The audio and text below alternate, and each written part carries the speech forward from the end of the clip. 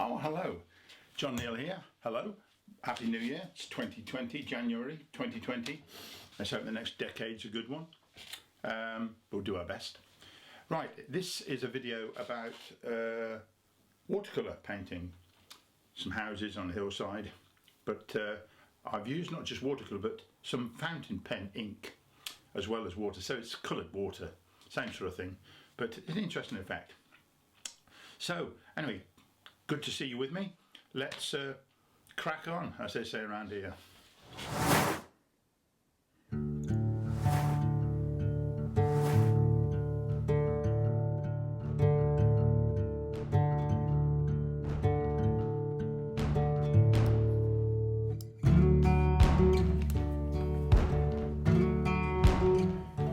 The first thing we need to do is pencil drawing.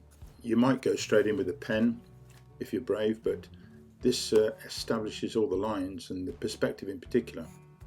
You can see on the right hand side I've got a vanishing point. Don't usually put VP on it, but there you go.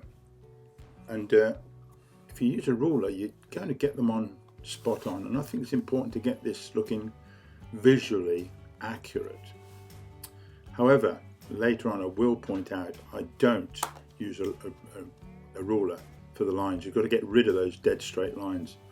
So with this pen, which is a very nice drawing pen,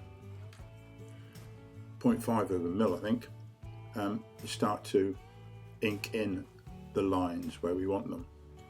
And because everything's very organic, make the lines there. Don't make them dead straight. Jiggle them about a bit, move them around, give them some life.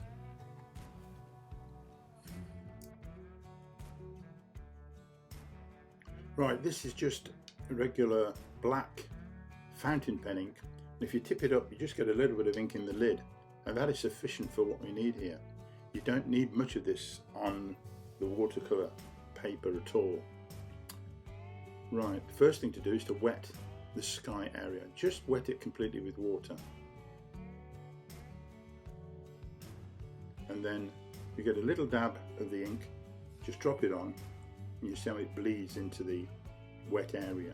And it won't go onto the dry at all, so you can just dab it in between these bricks and chimney pots.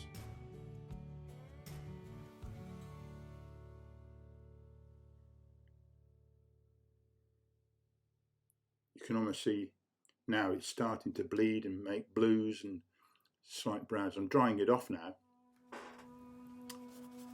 And now let's have a go at the hills at the back.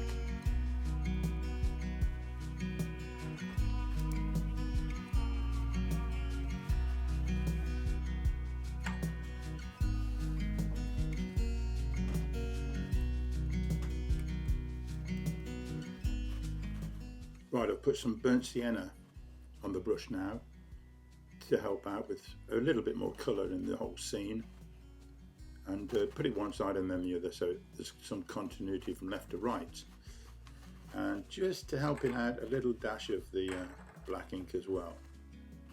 Now I've wet the bottom section as well there, and just look at that, the way that ink bleeds out.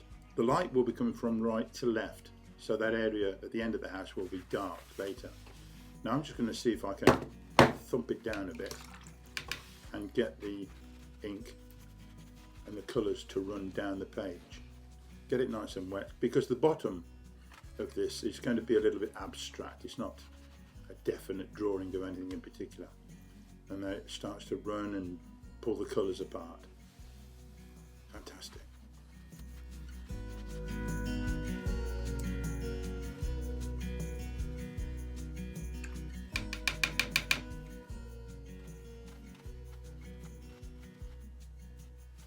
Now I'm going to start working on the colours on the front of the house there, which will be quite light, because I say the light's coming from the right hand side, and that area there will be in the dark. So let's just put some of the same colour there on the end of the house. Just leave the windows out for now.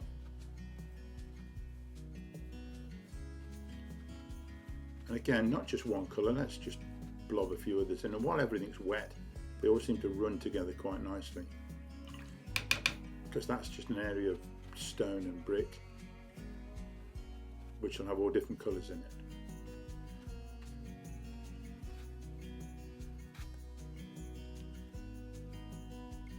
Just having a little touch of shadow there where they're going to occur.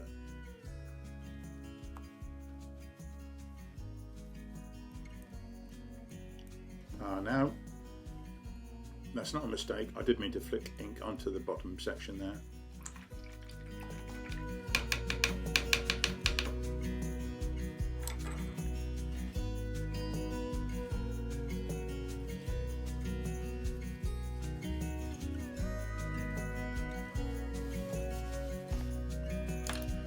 Right, now I'm going to put some texture of the stonework on the end of this building. You just mark off with a brush in about 3 different colours, there's one, and then just change it slightly and roughly mark where the stone might be, and then later on with a pen I can go around these and it'll look quite effective. Now the windows, these are good.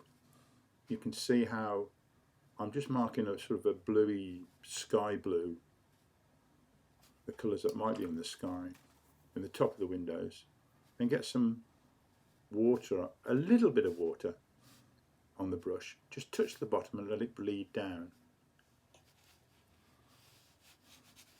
Now let's put some more colour on the roofs which are facing the light.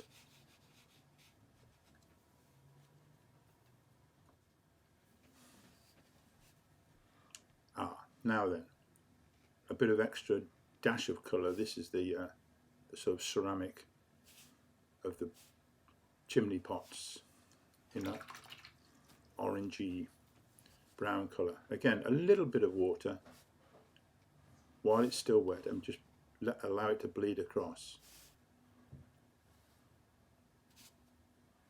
Under the eaves we've got some colour as well, some shade.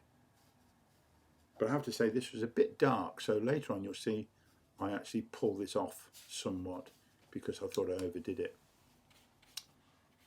The same now on this end piece, and you're wondering, am I going to just paint over everything, including the windows? Well, the answer is yes, I am. But it works. You have to bite the bullet and just go for it. Right, I'm lifting this off. It's not a little bit too much, so dry the brush and pull off if the paint is still wet, and that'll work quite well. Bit of a shadow cast across there looks nice.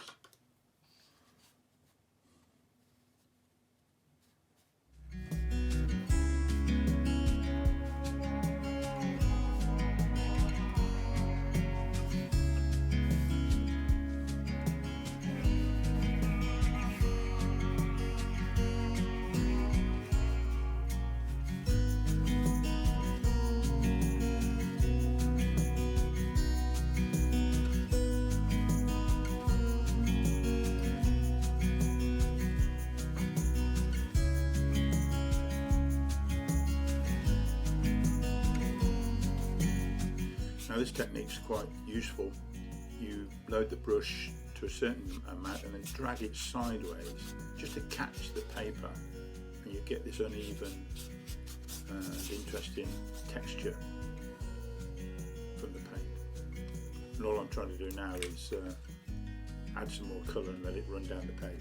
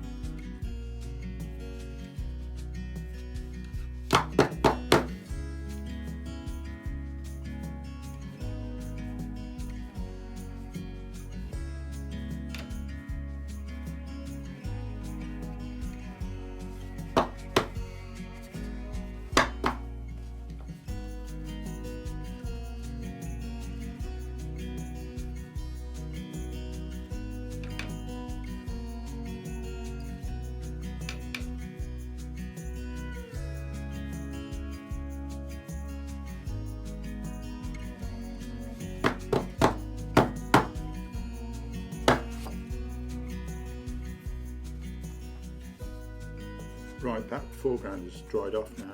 You notice how it tends to fade in colour somewhat. And it's always difficult to know how much to do, whether it's going to work. So it's a little bit hit and miss.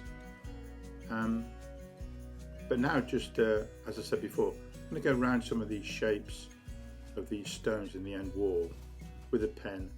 And now I'm getting towards the end of the painting and just tidy up and exaggerate and firm in some of the shapes and lines that I want.